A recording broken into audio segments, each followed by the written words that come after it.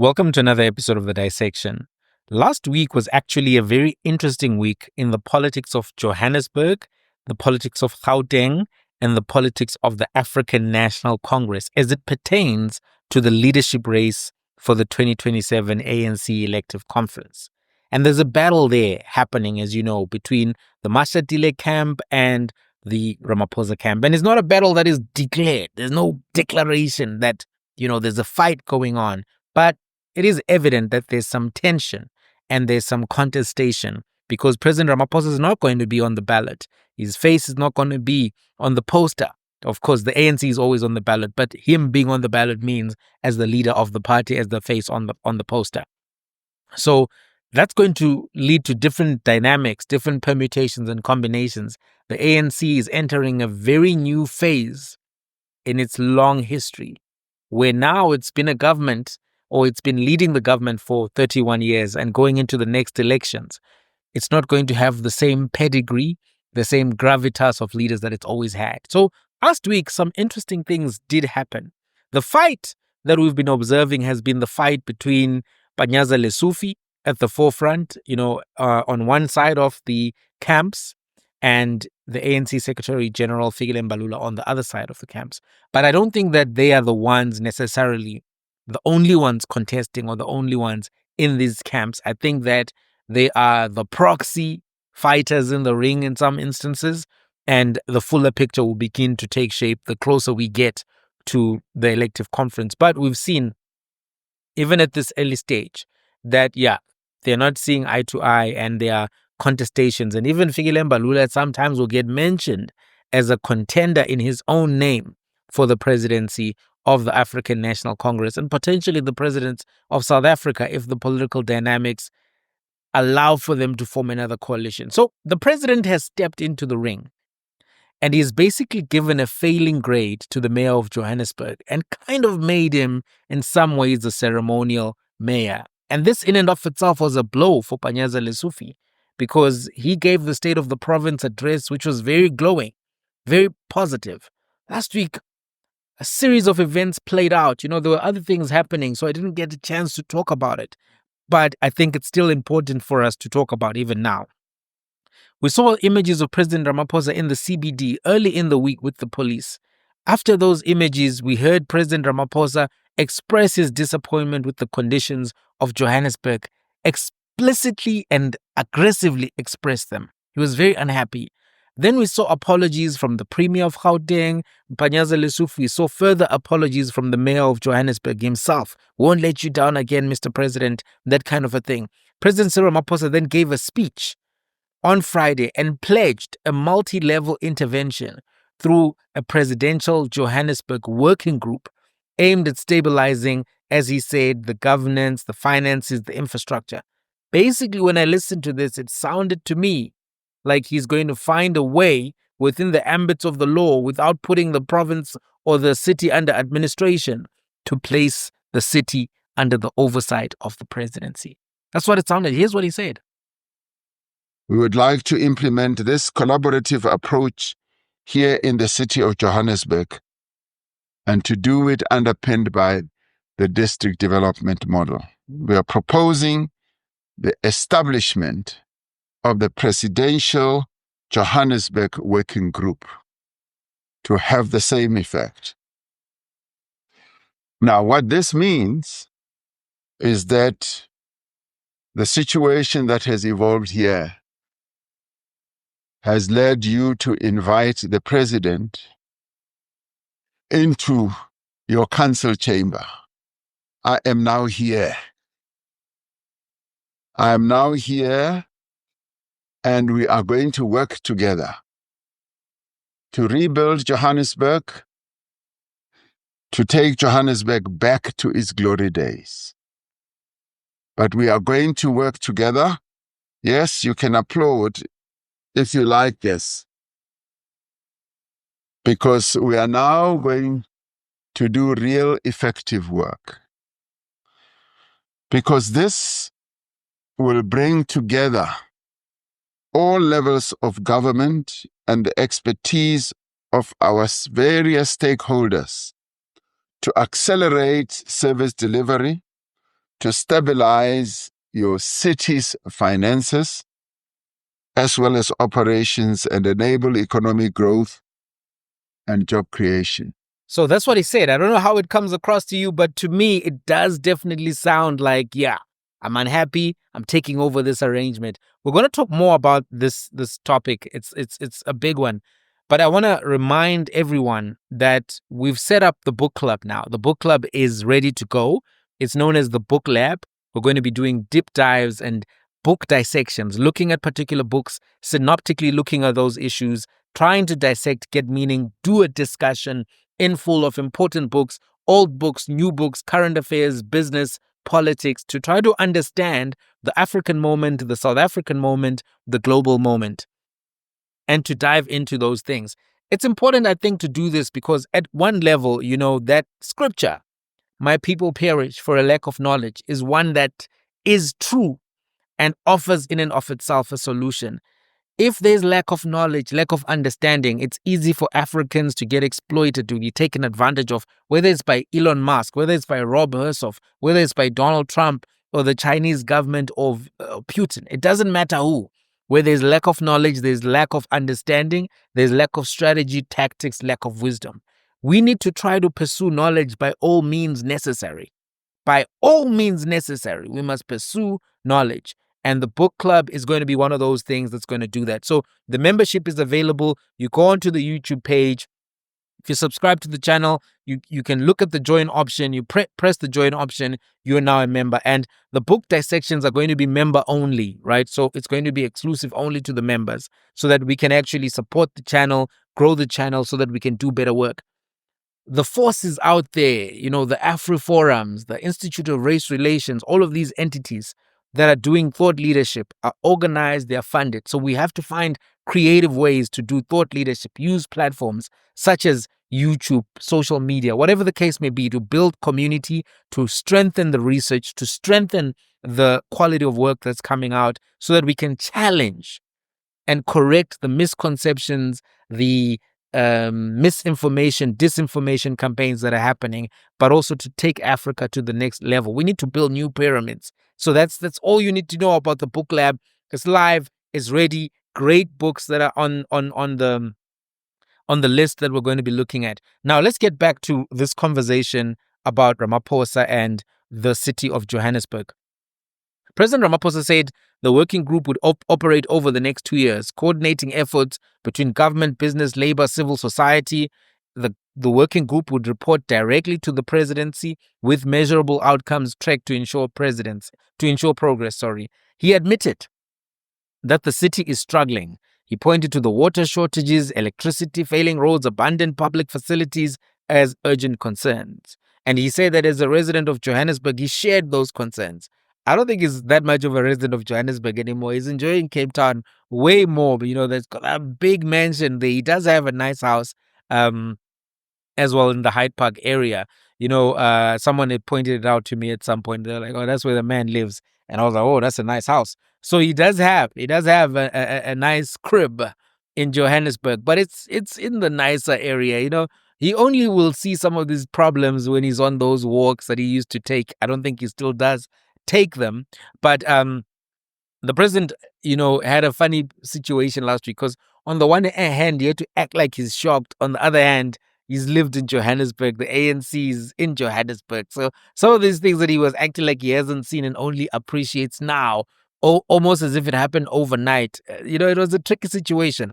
But he did acknowledge that Joburg is on the verge of collapse. This broken infrastructure, the load shedding, all of this, it's an issue. It's an issue. You go into the CBD, you'll see that issue.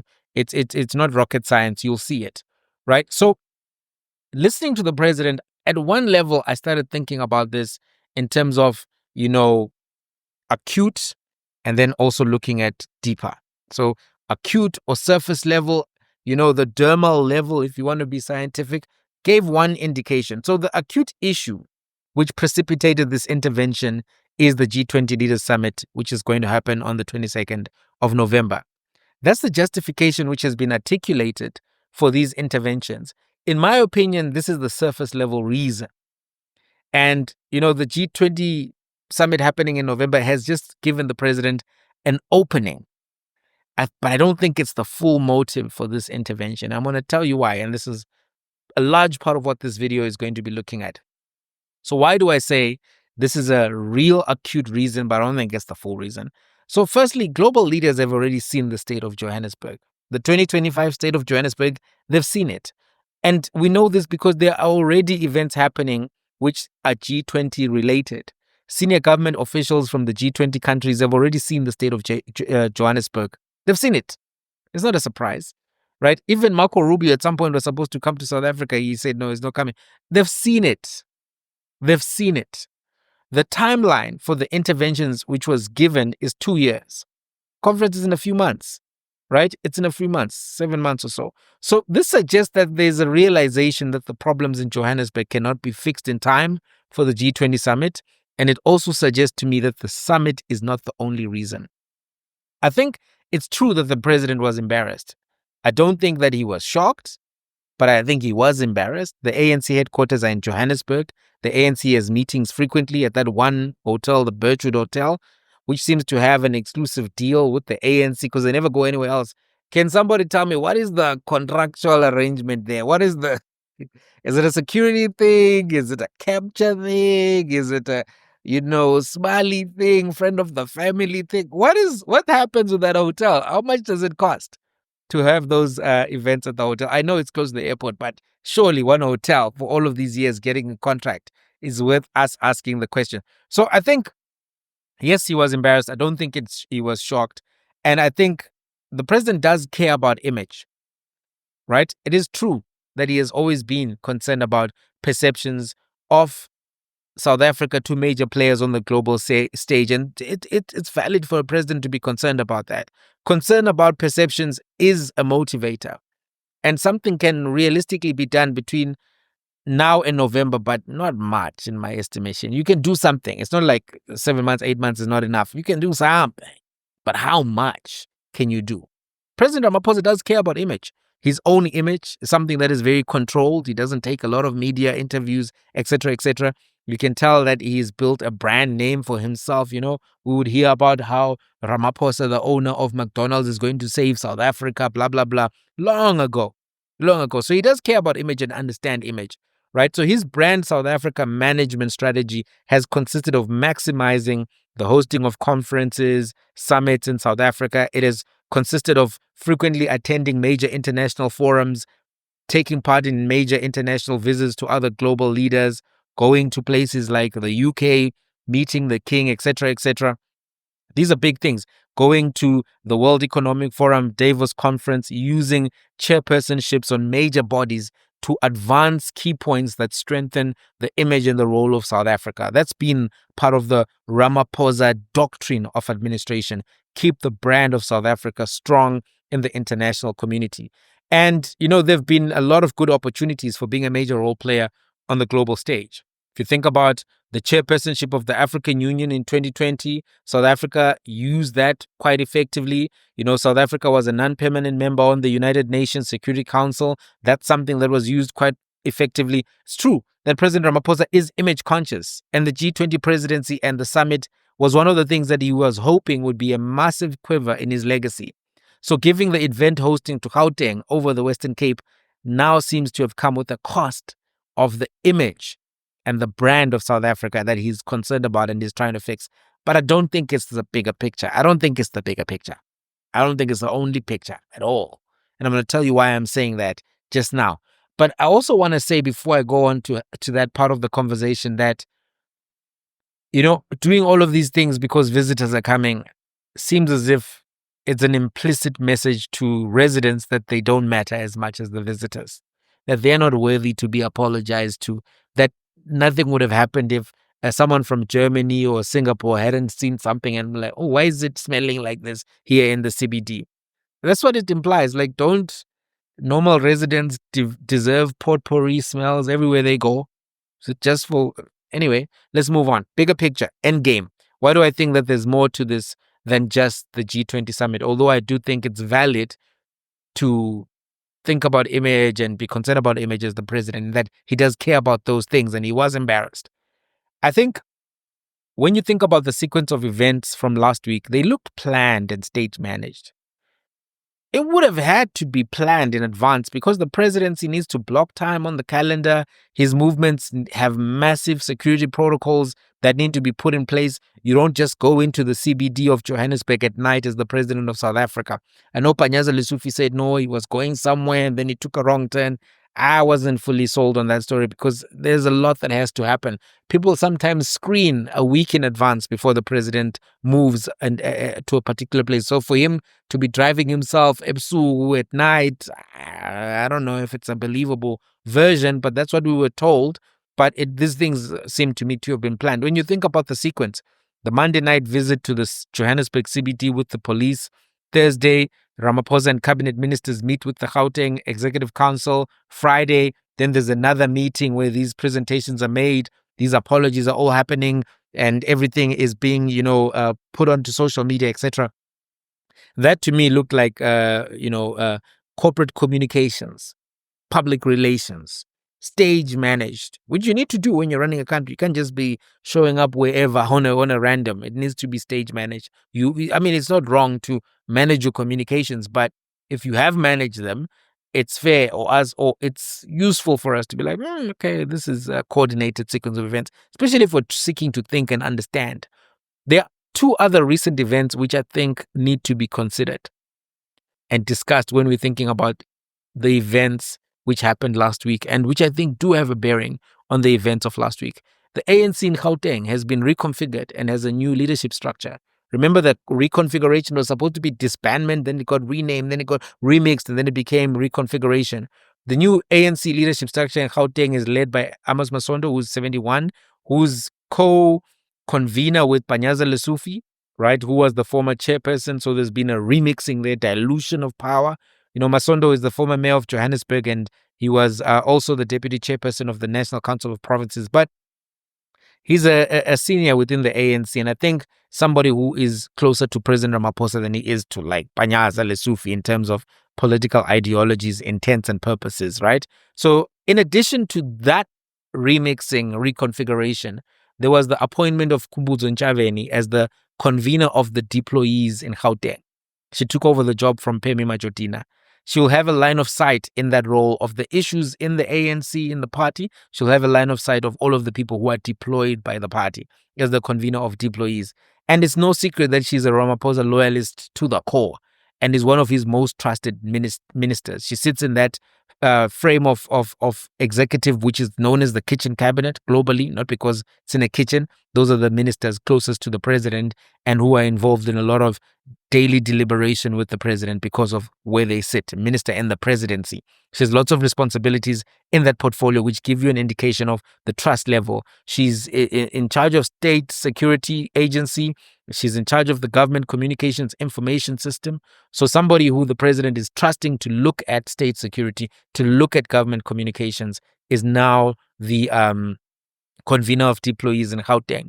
If you take that together, the three things: reconfiguration, appointment of Khumbudzo Ntshavheni as the convener of the deployees, and now the Presidential Johannesburg Working Committee. That can't be isolated, right? That in and of itself shows that there's something that they're doing in Gauteng. I think taken together, it's fair to conclude that the Ramaphosa camp views Panyaza Lesufi as a threat, that they want people around him who can observe his conduct, that they want to dilute his power and influence within the province and within the city of Johannesburg. And they also want to pay attention to everything that's happening in terms of the politics of Johannesburg as they pertain to the ANC. I think it's fair to make that conclusion, but also to be fair, this could just be about the local government elections and the ANC doing everything it can to fix the issues in Gauteng, because there's a capacity issue, right? In terms of the quality of execution and the rhetoric. The rhetoric is over here, but the execution is over here. So Gauteng is the province with the most registered voters, with 6.49 million voters registered in Gauteng, and that represents 23.45% of all the registered voters. So it's a significant amount of voters. I think number 2 is KwaZulu-Natal.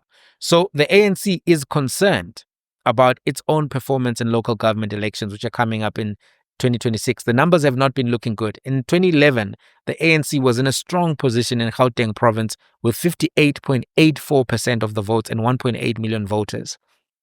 In 2016, those numbers dropped to 45.59%, right? 45.6, if you will. And that also came with about 1.6 million votes in Gauteng. 2021, the situation was bleak, dramatic shift, where the ANC was sitting on 36.08% and on 958,000 votes. So at some point, close to 2 million, and then now you are under 1 million in Gauteng. That's not great. You don't want to hear that in terms of when you're preparing for a local government election, because if the trend line continues, the ANC could end up on 900,000 or 850,000. And we must remember there's an MK party now that's also strong in Gauteng. There are other parties as well. So the DA also has been doing well in the coalition government, and some people who are unhappy with the ANC are probably going to reward the DA with more votes than the DA got in the last election. So Gauteng is an issue, right? It's an issue. If they don't fix Gauteng, this also has long-term implications for the national government in the 2029 elections. Gauteng, as we said, is the most registered voters. The ANC got 34.5% of the votes in 2024 in Gauteng, which is about 1.36 million. And this was a significant drop of 15.7% from 50.2% in 2019 with 2.17 million votes. So if you look at the numbers, and by the way, national elections often have a higher turnout than local government, which is why there's that discrepancy between the 2021 votes for the ANC and the 2024 votes for the ANC. National always has more attention, but as things have been going, it's been getting lower and lower voter turnout. But the turnout for local government is often very low. So you can almost compare them in a way in terms of turnout to the midterms that occur in the American election cycle, if you will. So looking at these numbers, the ANC may be of the viewpoint that the only person who can turn this ship around is none other than the president. I mean, he's the most popular brand name in the party, and many people still view him as a credible leader. So if there's a perception that the president is working on solutions for the city of Johannesburg, this may persuade some people to vote for the ANC in 2026. They're trying a lot, the closing of sponsorships, they're trying a lot of things to become, more credible to the voters in terms of whether or not voters view them as having improved their lives. But there's another thing that also is worth considering, and that is if this is coming from the private sector. Panyaza Lesufi is not very popular with some big business leaders because they view him as having blocked the GNU in Gauteng, right? Many of the top 100 JSE, Johannesburg Stock Exchange companies in South Africa have headquarters in Johannesburg, and their executives live in Johannesburg. They are either living in Pretoria or they are living in Johannesburg. They live in Gauteng, they're living in Pretoria or Johannesburg. And a lot of them have been vocal about the deteriorating state of Johannesburg. People are complaining about lack of water for a certain number of days, lack of electricity. I think I just heard somebody across the wall actually saying that they haven't had electricity for 5 days. 5 days haven't had electricity. So these are people who would be very frustrated with Panyaza, with Dada Morero, etc., etc. And also, there are people who have influence, right? But you must remember, from looking at the Panyaza angle and why people were not happy with him in terms of within the business community, the markets loved the idea of the DA and the ANC working together. But Panyaza blocked it. And Panyaza also is viewed as somebody who supported vocally the Bella Act, supported the NHI, he supports the Expropriation Act. So this makes him someone who several people in big business would view as having opposing political ideals and agenda to what they have. And it may very well be that the frustrations and the resentment led to them saying, can't we find a way to participate in the leadership of Gauteng to improve our lives, etc. And there's something that is worth you being aware of, or even just refreshing your memory if you are already aware of it. Last year in October, 140 CEOs of the top companies in South Africa pledged financial and practical support for President Cyril Ramaphosa's Presidential Project Management Office. Remember that? This is a powerful office which is inside the presidency that coordinates some projects with the treasury through what is known as Operation Vulindlela.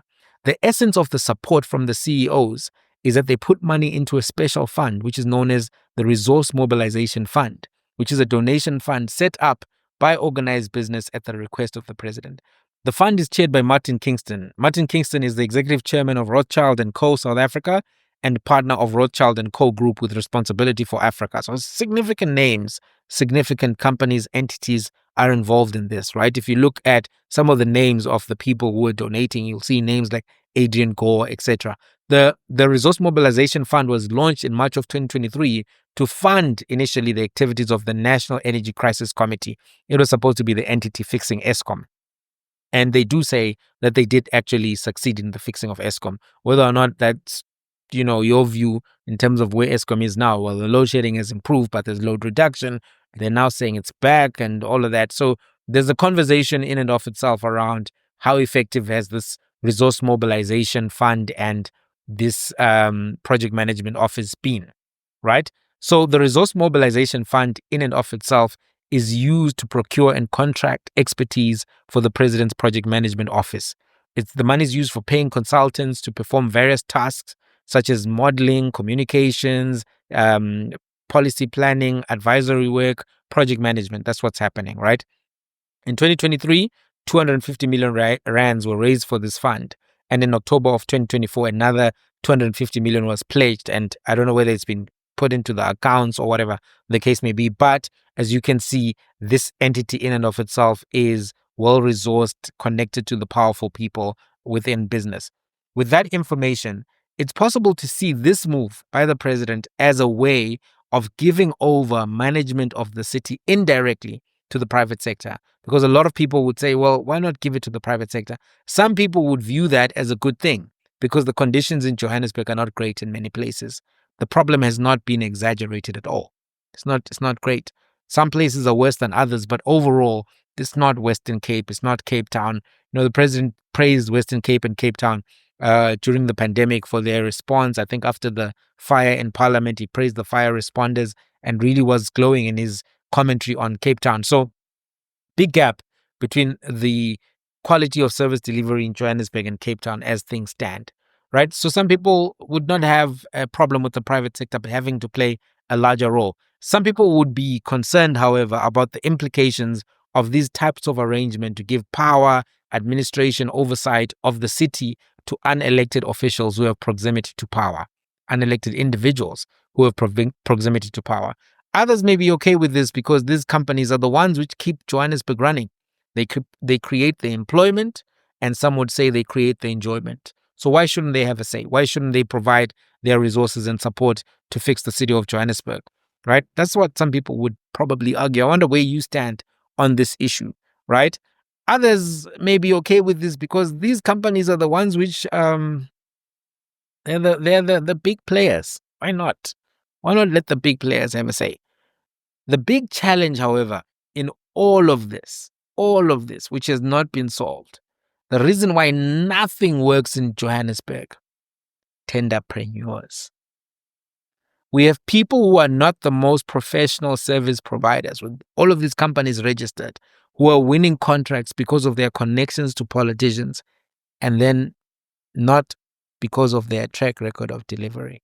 And that money ends up in the hands of slay queens. Hey, yellow bones with yellow thighs are the ones who end up with these monies. I often say this slay queen point, and people assume I have something against them or someone broke my heart. No. It's because I've seen how this game plays out. There was a story last week, actually, which proved my point. I don't know if you saw this story. When I talk about the horse Karimaimas and Uli China, no, it's not. I don't dislike them. No, I don't dislike them. I'm telling you, these yellow ties are causing commotion in service delivery. There was this report that I was telling you about, which just shows the full effects of corruption. And coincidentally, this issue of Hosh Karimama collusion, that's what we're going to call it, Hosh Karimama collusion.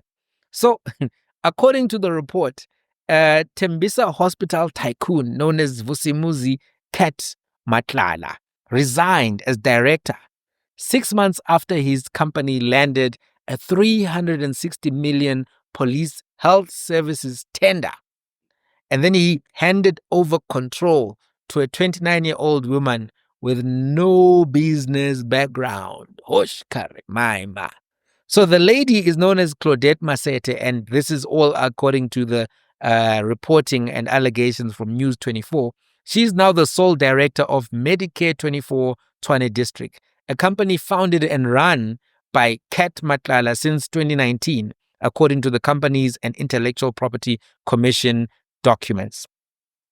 So Masete, the Hoshkar Mema in this particular story, was appointed on the 20th of December 2024, on the day that News 24 revealed that Medicare was run by Matlala, who is a central figure in the other scandal of the 2.3 billion Tembisa Hospital issue, where massive amounts of money that were supposed to go to the hospital ended up being used for all kinds of funny things and was spirited out of the hospital. So apparently, Masete's Instagram profile is awash with pictures of high-end clothing, handbags, and holidays. In other words, she's slaying.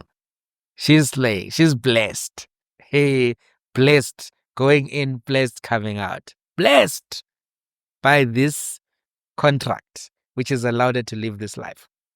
So the reality is, firstly, I've been telling you about this Hoshkar Maima thing. Secondly, if the president wants to fix things before local government elections, they'll have to deal with this issue. Otherwise, that Slay Queen Tenderpreneur pipeline to Solo Restaurant and Zanzu and Moloko will continue. It will continue because you can do whatever, where. But if you don't address the issue of these contracts, these tenderpreneur systems, there's a point where schools are fumigated for 430 or 451 million rands.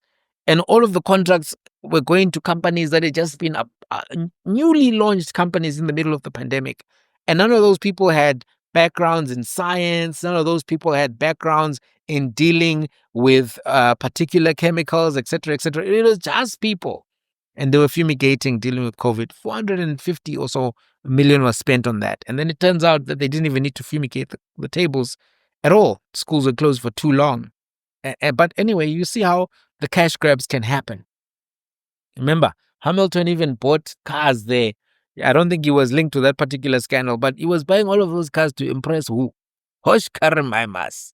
So if you don't deal with the Hoshkar Maima problem, you're not going to solve the other issues around delivery in Johannesburg, because the tenderpreneur issue is at the heart of it. The wasteful expenditure, the irregular expenditure, all of these things, the unapproved, all of that is coming from the same, I think, space and place.